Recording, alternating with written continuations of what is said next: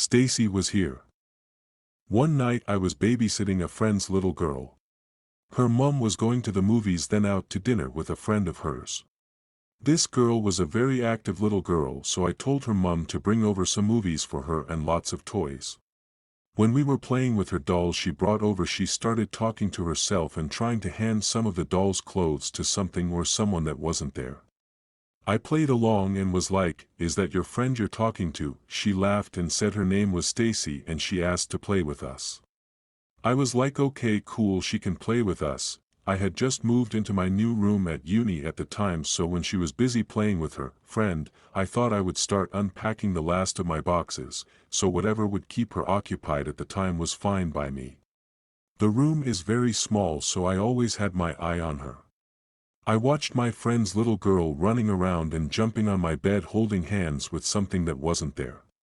I thought I would ask my friend if Leah had an imaginary friend I should know of. When she got back from her night out, Leah jumped off the bed and ran up to me and told me Stacey said that this used to be her room when she was here.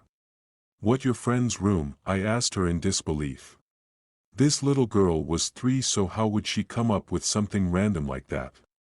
I said, "No Leah, this is my room, not Stacey's." "No." She said loud, "It was Stacey's room, but it's your room now." "Okay, if you say so," I said. That at about 9:30 Leah's mum still wasn't here, so I put her on my bed to go to sleep. I remember starting my assignment that night, which I passed by the way. At around 11:00 my friend turned up to pick Leah up. I asked her about Stacey and she said Leah has never mentioned anyone by the name of Stacey before, but it might be a new phase she is going through. When they left I kept thinking of Stacey for some reason and kept trying to get it out of my head but couldn't. It still scares me when I say what happens next, and I'm still in the same room today.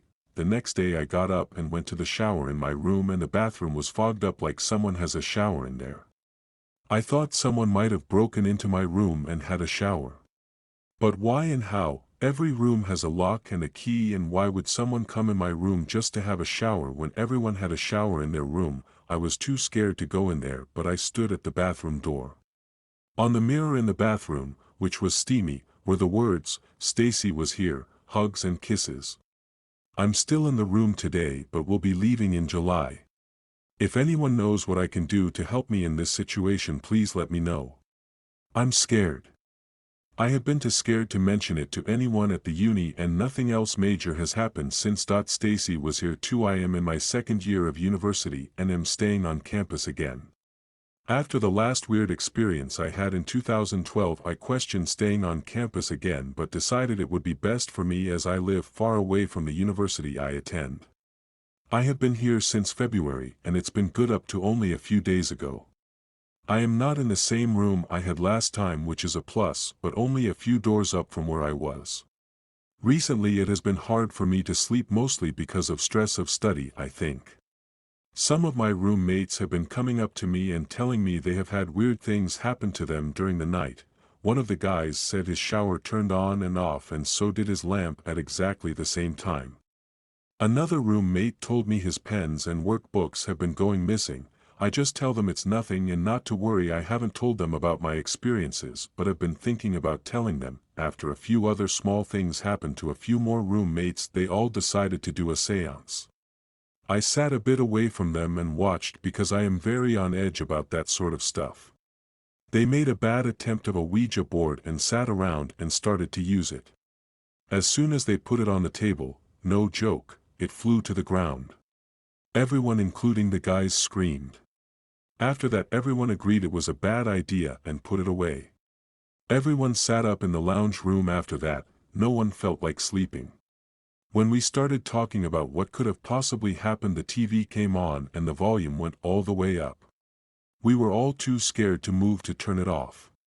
We are all still very frightened about what I am about to say next. One of the guys was about to get up and turn the TV off because it was very loud and students in other units would start complaining, but before he could, he fell back on the lounge holding his stomach. He was crying and he lifted his shirt up to see what was wrong with his stomach. On his stomach were 4 bright red scratches, or what even looked like burns. Everyone was panicking. I told the guy I was going to the freezer to get ice because he said it felt like it was burning, but he didn't want anyone to move off the lounge. We all slept on the lounge that night. The next morning we woke up to find out that the scratches were gone from his stomach. I think it's Stacey again, but it could be something even scarier. Please help.